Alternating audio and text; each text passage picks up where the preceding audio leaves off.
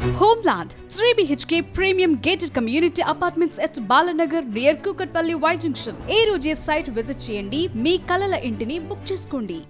రాష్ట్రంలో పలు అంశాలు సంచలనాత్మకంగా మారే దాంతో మనతో మాట్లాడడానికి ఆర్మూర్ రాకేష్ రెడ్డి గారు మాట్లాడదాం. అన్న, ముందుగా ఏదైతే బక్రీద్ రాబోతుంది అంటే మేజర్గా గోవులను రక్షించే విధంగా గోరక్షకులు ముందుకెళ్తుంటే వాళ్ళని అరెస్ట్ చేసి వాళ్ళని ఇబ్బంది పెట్టిన పరిస్థితులు కనిపిస్తున్నాయి. వాళ్ళకి ఏం సమాధానం చెప్పబోతున్నారు? ప్రభుత్వం నిజంగా అటు ఎంఐఎంకి సపోర్ట్ చేస్తుందా ఈ విషయంలో చెప్పుకోవచ్చా మనము?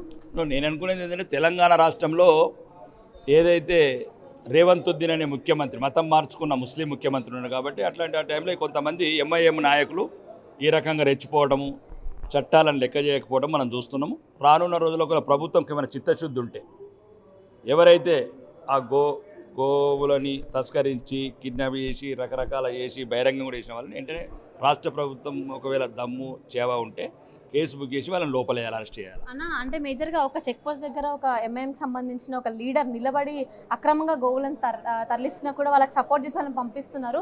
ఇట్లాంటి పరిస్థితులు రాష్ట్రంలో రావడం గల కారణాలు ఏమని చెప్పుకోవచ్చు మనం? ఒక దుర్మార్గమైన ప్రభుత్వాన్ని, కాంగ్రెస్ అంటేనే ముస్లిం అంటేనే కాంగ్రెస్ అనే ఒక మతతత్వ పార్టీ, ఏదైతే మతతత్వ పార్టీ ఎంఐఎం కాదు, దానికన్నా డబుల్ మతతత్వ పార్టీ కాంగ్రెస్.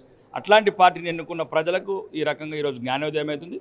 రానున్న రోజులలో ఇవి కథలుగా తెలంగాణ ప్రజలకు చెప్పి ప్రజలను చైతన్యపరిచి గోవుని గోమాతగా, మా తల్లిగా, మా మాతగా పూజించే ఈ జాతికి జ్ఞానోదయం కలిగి ఈ దుర్మార్గులు ఎవరైతే మా జాతిని, మా గోమాతలను అవమానిస్తున్నారో, కబేలకి వెళ్ళి కషాయిగా తింటున్నారో వాళ్ళందరికీ గుణపాఠం చెప్పే రోజు బీజేపీ ప్రభుత్వం వస్తే దీనికి సమాధానం. అన్న, ఇంకొకటి, ఇప్పుడు బండి సంజయ్కి సంబంధించి ఆయనని బర్తరఫ్ చేయబోతున్నారు మంత్రి పదవి నుంచి, అలాగే అరెస్ట్ కూడా చేయబోతున్నట్టు కూడా చాలా వార్తలు బయటకు వస్తున్నాయి. వాటి గురించి ఏం చెప్పాలనుకుంటున్నారు? బండి సంజయ్ గారికి మాకున్న ఇన్ఫర్మేషన్ ప్రకారము క్యాబినెట్ హోదా ఇస్తున్నారు, ప్రమోషన్ ఇస్తున్నారని మాకున్న ఇన్ఫర్మేషన్.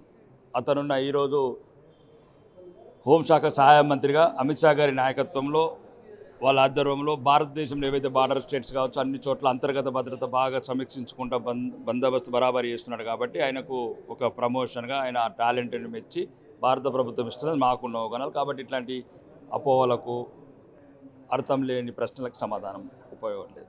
అంటే నిన్న కాంగ్రెస్ మంత్రులు కూడా రాష్ట్రం నుంచి 100 రూపాయలు తీసుకొని 40 రూపాయలు ఇస్తుంది కేంద్ర ప్రభుత్వం అంటూ కూడా ఈ రైతుల విషయంలో మాట్లాడడం జరిగింది. దాని గురించి ఏం చెప్పాలంటే రైతులు నిజంగా రాష్ట్రంలో ఇబ్బంది పడుతున్నారని చెప్పుకోవచ్చా? ఈ రైతులను సుమారు నేను ఒక శాసనసభ్యుడు చెప్తున్నా, 2 నెలల నుంచి రోడ్ల మీద నేను తిరుగుతున్నా, కళ్ళాలలో నేను తిరుగుతున్నా. రైతుల కళ్ళల్లో కన్నీళ్లు చూస్తే ఆ కన్నీళ్ళను కూడా ఇలా పంపించాలనిపిస్తుంది.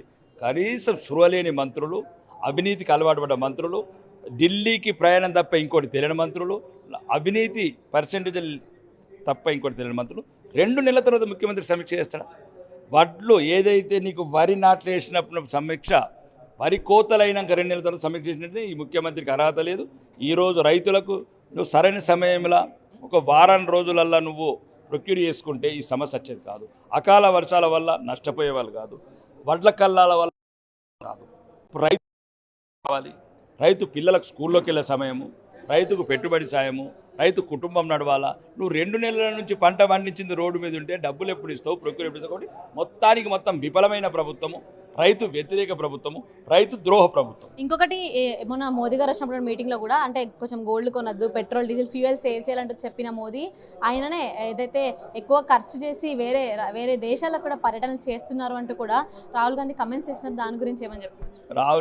రాహుల్ గాంధీకి పని లేదు, పాట లేదు, చివరి బహదూర్ షా అన్ని రాష్ట్రాలను ఓడగొట్టుకుంటా 3 రాష్ట్రాలకు ఉన్నాడు. ఇప్పుడు ఎప్పుడైతే మొఘల్ సామ్రాజ్యంలో బహదూర్ షా ఉన్నాడో ఆ రూపంలో ఉన్న రాహుల్ గాంధీ. కాబట్టి భారత ప్రధాని 150 కోట్ల ప్రజలకు ఈరోజు ఏ సమస్యలు ఉన్నాయి, ఏ విదేశాలతో మనం ఒప్పందాలు చేసుకోవాలని ఏదైతే యునైటెడ్ అరబ్ ఎమిరేట్స్కి వెళ్ళి ఫస్ట్ టైము 75 ఏళ్ళ తర్వాత మనకు పెట్రోల్ రిజర్వ్స్ ఇక్కడ 5 బిలియన్లు పెట్టడానికి ఒప్పందం చేసుకున్నాడు. అది భారత ప్రజలకు ఇంకొద్దిగా రిలీఫ్ వస్తుంది ఇట్లాంటి యుద్ధాలు వచ్చినప్పుడు. రెండోది, మిగతా దేశాలలో మనకు కొన్ని ఆయిల్స్ ఇప్పుడు అవసరం ఉన్నాయి, ఏమేమి ఈ యుద్ధం వల్ల ఏం ప్రభావితం అవుతున్నాం కాబట్టి అవన్నిటికీ సమస్యకు సాల్వ్ చేయడానికి వెళ్ళాడు.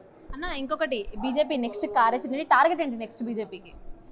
టార్గెట్ ఏమిటి? మాకు టార్గెట్లు ఏమిటి? నిరంతర పోరాటం, భారతమాత సేవల త్యాగాలు చేయాలనుకుంటాం, భారతమాతని ఇక్కడ ధర్మం మీద నిలబడాలనుకుంటాం. ఇట్లా దుర్మార్గులు, దేశద్రోహుల ఆలోచనలు ఉన్నోళ్ళు, ధర్మద్రోహులని గద్దె మీద ఎన్ని రోజులు ఉంచితే అన్ని రోజులు భారతమాత శోభిస్తుంది.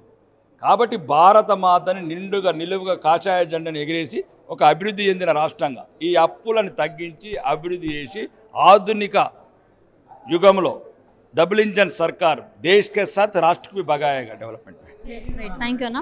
ఎస్ చూసాం కదా, అంటే ఏదైతే ఇప్పుడు సంచలనంగా ఉన్న విషయాలు మేజర్గా ఈ గోరక్షకు సంబంధించి కానీ, ఇది లేకపోతే ఇటు బండి సంజయ్ గారి గురించి కానీ, లేకపోతే అటు పెట్రోల్ డీజిల్కి సంబంధించి కానీ అన్నీ కూడా రాకేష్ గారు చెప్పిన విషయాలు కూడా వినడం జరిగింది. మొత్తానికి అయితే నెక్స్ట్ టార్గెట్ ఖచ్చితంగా ఏదైతే అవినీతి గద్దెల మీద నుంచి వీళ్ళందరినీ కూడా తొలగించి బీజేపీ నిలబడుతుంది అక్కడ అంటూ అయితే చెప్పడం జరిగింది. కెమెరా పర్సన్ శంకర్రావుతో Suchitha reporting from BJP Hyderabad.